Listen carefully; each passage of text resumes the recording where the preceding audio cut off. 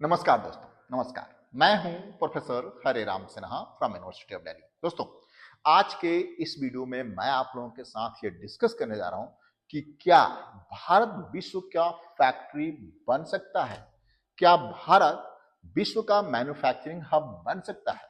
क्योंकि पिछले दिनों आप लोगों ने देखा कि भारत सरकार ऐसी बहुत सारी नीतियां बना रही है, स्कीम्स लेकर के आ रही है, जिससे कि वो चाहती है कि विश्व का मैक्सिमम प्रोडक्शन भारत में हो, जिससे कि भारत के लोगों को रोजगार मिले और उनका जीवन स्तर ऊंचा हो।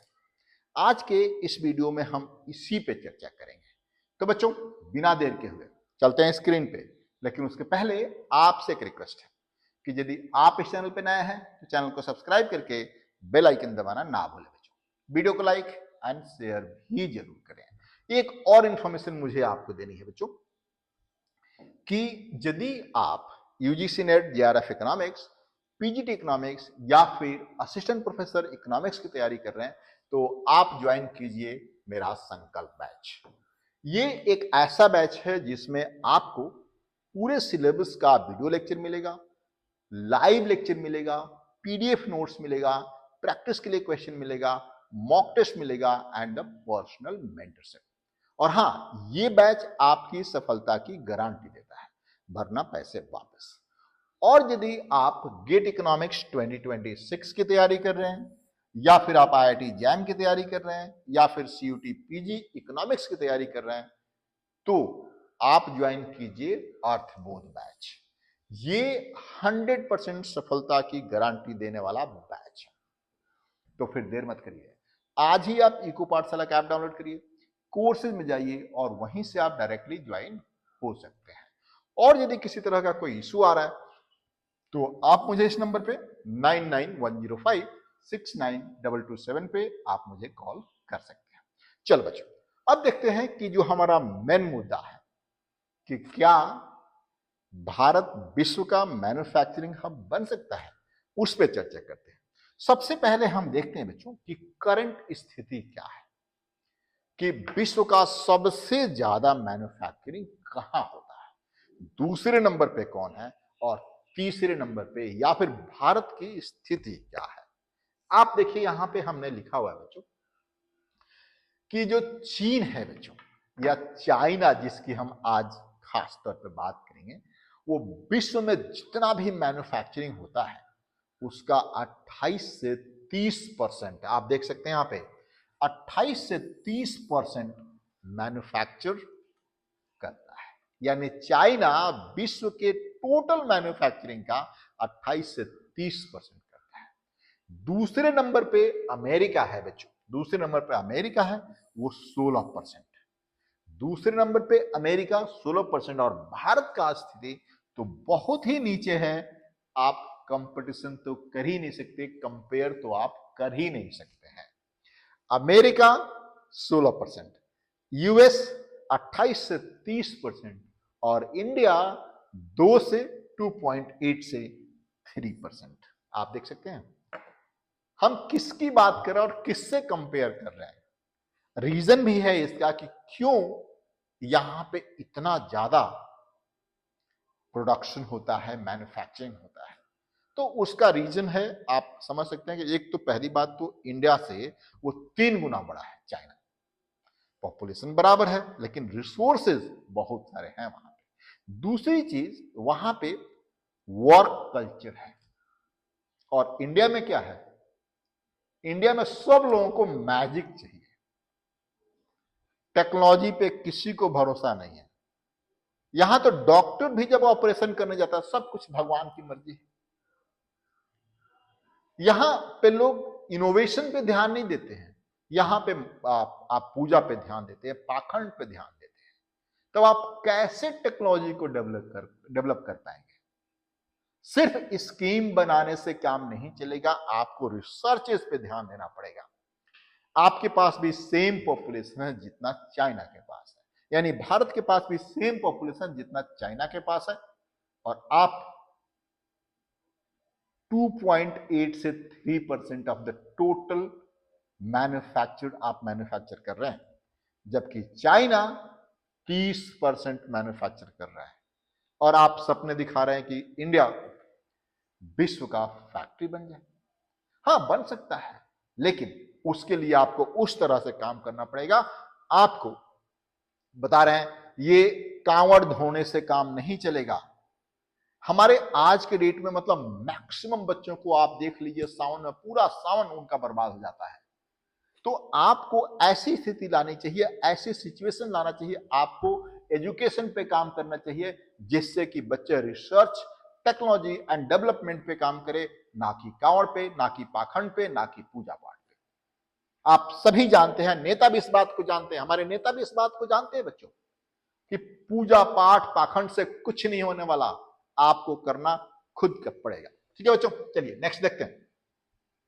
इसके बाद आप देख सकते हैं यहां पे जो चाइना में जो 2024 की यदि हम बात करें तो 29% ऑफ जीडीपी मैन्युफैक्चरिंग का सेक्टर का होता है।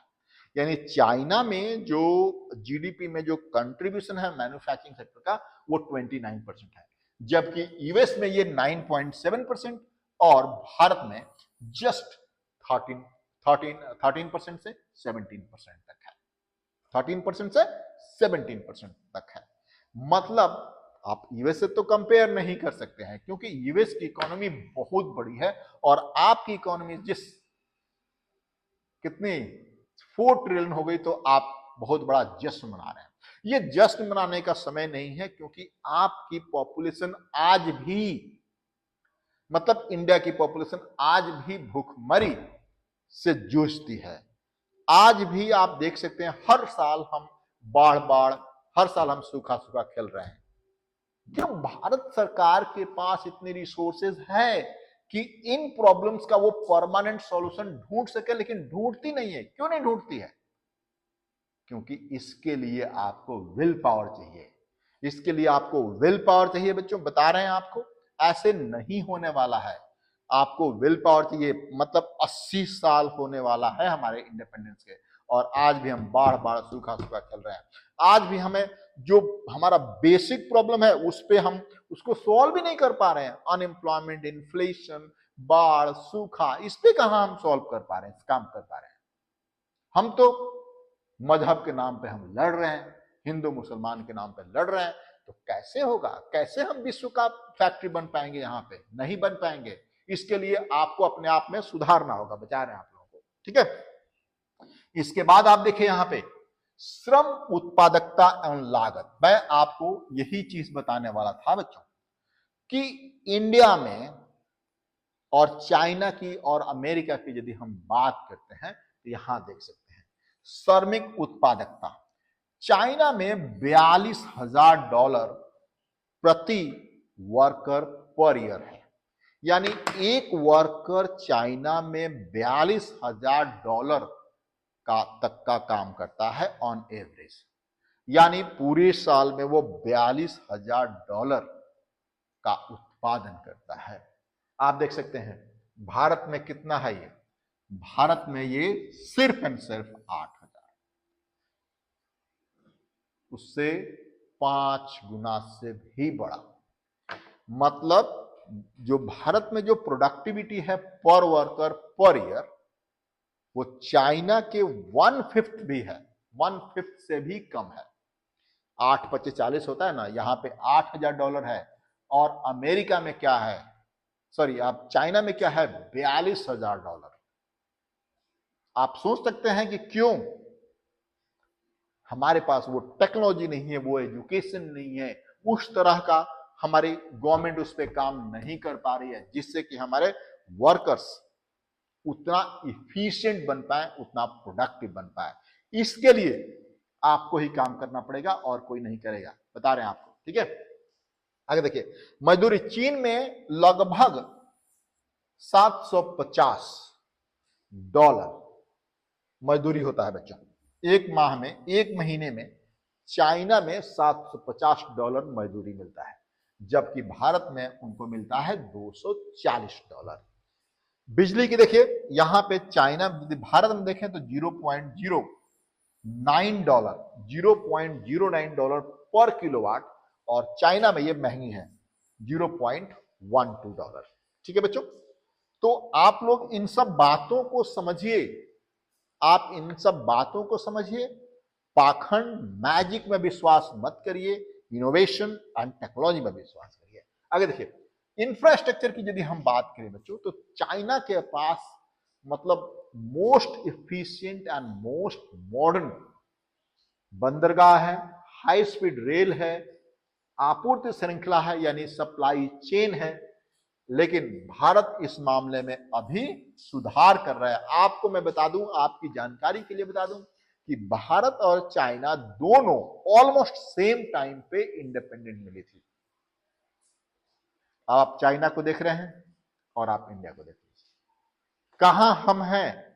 हमारे यहां जो सिस्टम है वो बॉन्ड व्यवस्था है, जाति आधारित व्यवस्था है। आज भी आप लोग देख रहे हैं सब जगह कि आप लोग कथावाचक का तो स्थिति देखा ही होगा आप लोगों ने। भगवान राम सबके हैं, आप कह रहे हैं कि भगवान राम सबके हैं, तो कथा सुनाने में क्या दिक्कत है? खैर वो बात अलग है। बट यहां पे आप देख रहे हैं कि चाइना के पास मोस्ट इफिशिएंट, मोस्ट मॉडर्न क्या है? पोर्ट्स हैं, हाई स्पीड रेल है, सप्लाई चेन है। लेकिन इंडिया अभी इसमें सुधार कर रहा है। लॉजिस्टिक देख सकते हैं बच्चों, चीन जीडीपी का 8-10% लॉजिस्टिक में होता है, जबकि भारत में यह है 13-14%। ठीक है, आगे देखिए। इसके बाद आप देख सकते हैं बच्चों नीति। नीति देखिए, मतलब सरकार क्या नीति बना रही है इन सब के लिए। यहां पे देख सकते हैं चीन में मेड इन चाइना 2025, उसका लक्ष्य क्या है वो आप देख सकते हैं। यहां पे उच्च तकनीक है, इसका लक्ष्य है उच्च तकनीक, एआई, रोबोटिक, सेमीकंडक्टर आधारित अग्रणी निर्माण की ओर है। भारत का मेक इन इंडिया है, ठीक है, आप जानते हैं। पीएलआई स्कीम है, मतलब प्रोडक्शन लिंक इंसेंटिव है, और 100% एफडीआई की अनुमति है। देखिए दोनों में मेड इन चाइना और वहां पे क्या है, high technique, AI, robotic and semiconductor, उस पे बेस्ड है। इंडिया में क्या है, इंडिया भी ठीक है, make in India, PLI schemes, and यहां पे हमने क्या किया है कि बाहर के लोगों को यानी फॉरेन इन्वेस्टर्स को हमने 100% foreign direct investment manufacturing sector में करने की इजाजत दे दी है, जिससे कुछ सुधार तो अभी हमारे यहां हो रहा है।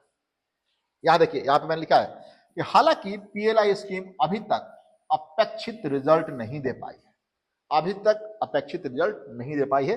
फ्यूचर में देखते हैं क्या होता है। उच्च तकनीक, हाई टेक मैन्युफैक्चरिंग।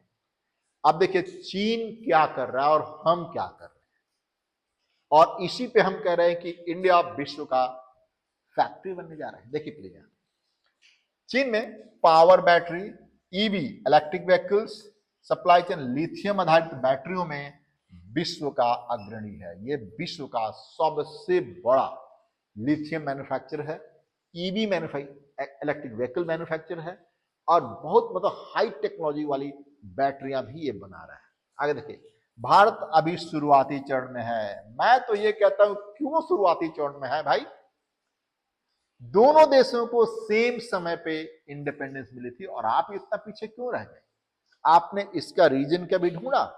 ढूंढिए, सिर्फ सत्ता में रहने से काम नहीं चलने वाला, ढूंढिए उसका रीजन ढूंढिए। ठीक है बच्चों, आगे देखिए, जैसे आप यहां पे देख सकते हैं पीएलआई और निवेश वृद्धि से या सुधार की ओर अग्रसर है। जैसे कि एप्पल का आईफोन यहां बनना शुरू हो गया है बच्चों। भारत ने फार्मास्यूटिकल में वैश्विक पैमाने पर मजबूत, ये एक बहुत अच्छी बात है कि फार्मास्यूटिकल मैन्युफैक्चरिंग में भारत एक बड़ी मजबूत स्थिति में है। ठीक है बच्चों, आगे देखिए, प्रतिपूर्ति और जोखिम फैक्टर, चाइना +1, यहां पे थोड़ा सा इंडिया के लिए यह बेहतर रणनीति है। ये मैं आपको बता दूं, जो विश्व की जो कंपनीज हैं, जो कॉरपोरेट्स हैं, अपनी फैक्ट्रियां चाइना में लगाई हैं, लेकिन उसके साथ साथ एक और उनके पास ऑप्शन लेकर के चल रही है, और उस ऑप्शन में इंडिया का नाम भी आ रहा है। कि यदि चाइना में किसी तरह की कोई प्रॉब्लम आती है तो वो इंडिया में अपनी फैक्ट्रियां शिफ्ट करेगा। तो चाइना प्लस वन यानी एक वैकल्पिक व्यवस्था लेकर के वो चल रहे हैं, और इसका हमारी नीतियां, हमारी पॉलिसीज ऐसी होनी चाहिए जिससे कि हम उन फैक्ट्रियों को इंडिया में खींच के ले आए और इंडिया में मैन्युफैक्चरिंग कराएं। ठीक है बच्चों, जैसे आप यहां पे देख सकते हैं एप्पल जैसी कंपनियां उत्पादन चीन से भारत में शिफ्ट कर रही हैं। ठीक है बच्चों, आईफोन का 18% इंडिया में हो रहा है, जबकि चाइना में 75% हो रहा है। ठीक है बच्चों, यहां पे एक चीज मैं आपको बताऊंगा कि ब्यूरोक्रेटिक हर्डल्स मानिए रेड टेपिज्म, अफसरशाही आज भी इंडिया में काफी है। आज भी इंडिया में ये काफी है, इसमें भी कमी करनी पड़ेगी, तभी जाकर के इंडिया विश्व का मैन्युफैक्चरिंग हब बन पाएगा। आगे देखिए प्लीज, और देखिए एक और चीज यहां पे हाल ही में अमेरिकी टैरिफ एसएमई समर्थन और निर्यात प्रोत्साहनों पर विशेषज्ञों द्वारा ध्यान केंद्रित हुआ है, जिससे भारतीय विनिर्माण में कोई नई चुनौतियां और मौके दोनों मिल सकते हैं। अभी आपने देखा, मैंने पिछला वीडियो किया था जिसमें ट्रंप साहब ने 50% तक इंडिया से इंपोर्टेड गुड्स पे टैक्स लगाने की बात कर रही थी। इससे एक अलग तरह की आपको चुनौती भी मिल रही है और एक आपके पास एक अवसर भी मिल रहा है। अब आप पे डिपेंड करता है, यानी भारत सरकार पे डिपेंड करता है, भारत के लोगों पे डिपेंड करता है, क्या उसको चुनौती मानते हैं या फिर उसको अवसर मानते हैं। ठीक है बच्चों, अब आप कंक्लूजन यहां पे देख सकते हैं बच्चों, चीन आज भी विश्व का फैक्ट्री है। 30% मैन्युफैक्चरिंग, विश्व का 30% चाइना में मैन्युफैक्चर हो रहा है। इंडिया कोशिश कर रहा है, भारत तेजी से प्रगति कर रहा है, इसमें नीति सुधार, निवेश और वैश्विक साझेदारी जैसे कि एप्पल, इलेक्ट्रॉनिक्स निर्यात, ये बहुत सारे शामिल है। भारत बन सकता है बशर्ते कि उस तरह का यहाँ पे नीति, एजुकेशन, टेक्नोलॉजी एंड रिसर्च हो। तो बच्चों आज के इस वीडियो में इतना ही बच्चों। थैंक यू बच्चों, thank you for watching this video. आप कमेंट करके जरूर बताइए कि आपको ये वीडियो कैसा लगा। थैंक यू बच्चों।